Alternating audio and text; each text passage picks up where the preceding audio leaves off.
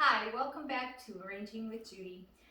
In this segment, we're going to do a Pavé-Style arrangement of a dozen roses. And I have a cylinder vase here that I've taped with clear tape. You could use chicken wire, you could use one of those little, plastic pillows, a little bigger than this obviously, but I like the fact that the tape doesn't show, and with just a dozen roses in here, it would get to be bulky if we had a lot of mechanics here. So I just like to keep it with the clear tape, and why don't we get started? We have 12 flowers. I think what I'll do is I'll arrange them the same way I would do 12 flowers arranged, but shorter. I will do 6 around the outside, and then 4 in the center with 2 at the very top. And so first I'd like to put a little collar of leaves. I have ivy leaves here, but you could use any type of big, full leaf in here. Look what they want to do. They want to pop up and float. Let me see. You could use Solal. You could use Galix leaves. You could use ladies' mantle leaves, from your garden. Anything that has a nice big full leaf, you could just cut them and put them in and they'll be fine. Let me put one more in, I think, right here. And sometimes if they don't want to stay where you want them to stay, if you poke your stem through them, it'll hold them in place. And I think I'm going to do that over here too, for this one that keeps popping up, because it's not going to get any water if it's going to keep popping up like that. So you just pierce through, oh dear, all the leaves there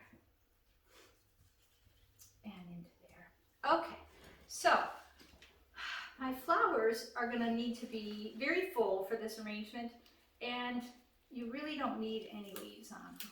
I'm going to just take these off. I already had it off. So I said 6, didn't I? 1, 2, 3, 4, 5, 6. And if you can draw an arrangement, then you can usually put it, transfer it from paper to the arrangement itself. So if you wanted to draw this arrangement, you would put, 6 on the outside, and then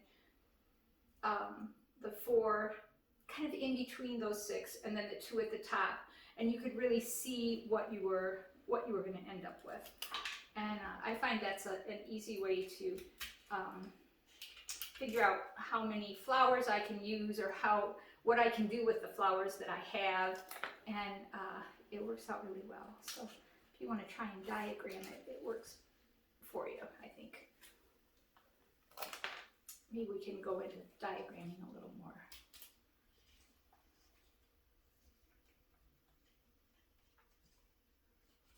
Okay, 3.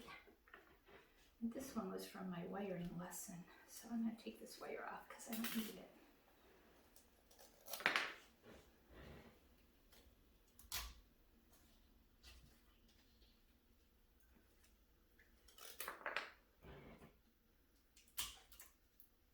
And I'm just piercing right through these leaves, and it's holding these in place very nicely for me. And if the leaf is real tough, you can just poke your knife in it and make a hole to insert your stem into. All right, so I have 6 around the edge. I almost feel like these 2 are too close together and this is too far apart. So maybe I'll try and pull this out and move it over a wee bit. Poke it in right here. There. All right. Then I've got to find 4 nice big fat flowers and put these sort of in between what I've done here. So take off the leaves.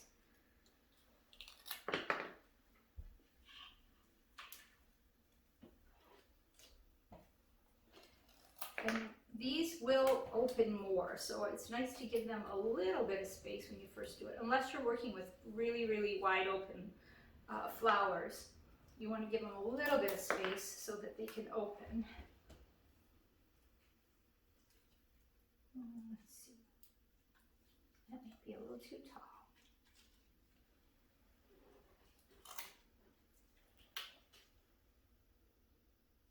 The reason that I take the leaves off of flowers before I place them in, all right, one more time, is because if you have the greens down in the water, then you end up with bacteria growing very easily, and it makes the water funky and your flowers don't last as long. So you want to keep the leaves out if you can.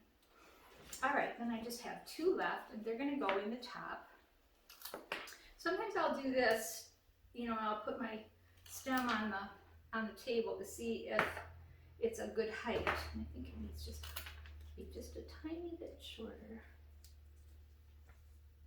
And I'll just put this in right there, and this, a little bit off of that, this in right next to it, like that. And then I think I'll just add a wee bit of some type of filler. I like, if these were all open, you could have a whole mass of these flowers, but since they're kind of tight, I think I need to just add a little something. I have this fall toned Artemisia here that I really, really like with these roses. So I'll just tuck a little bit of that in for right now. And then as they open, they'll sort of squeeze that Artemisia out a little bit. I'll just tuck this in up here. That might be a little too tall, huh? We want to keep this real tight.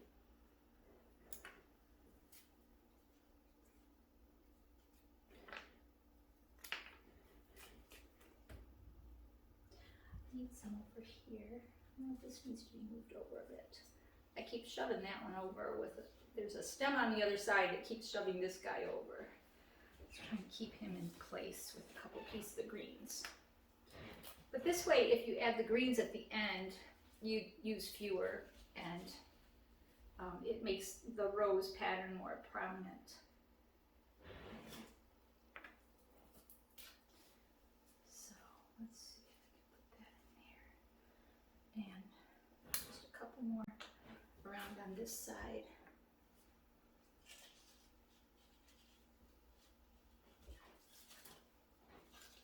I just love this stuff, you know. This is pretty from spring until frost. It has a really lovely variegated foliage. And then when it gets its blossoms, it's a softer green. And then when it's fall, they turn kind of bronzy colored. So they're just really fun. I think I want one more. That's going to be too tall. All right. And you know, okay, I have this really great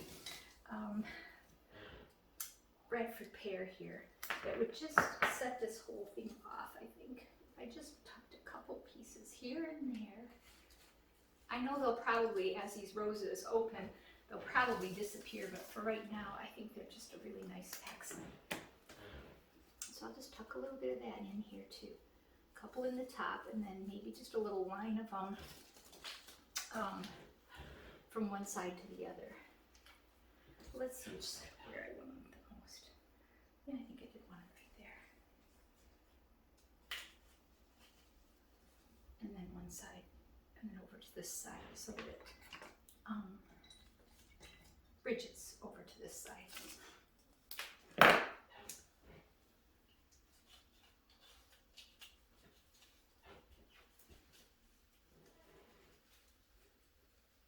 All right,